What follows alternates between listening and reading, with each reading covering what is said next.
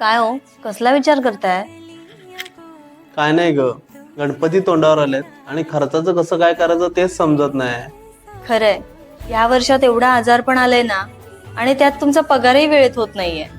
थांब, केतनला फोन करतो आणि त्याच्याकडे पैशाची व्यवस्था होते काय बघतो. ठीक आहे, बघा करून. हॅलो केतन, मला थोडी पैशांची गरज होती रे, मिळतील का? सॉरी यार, स्वतः मीच लोन साठी बँकेत फेऱ्या मारतोय. ठीक आहे. काय म्हणाला हो? त्याच्याकडे पण नाही आहेत.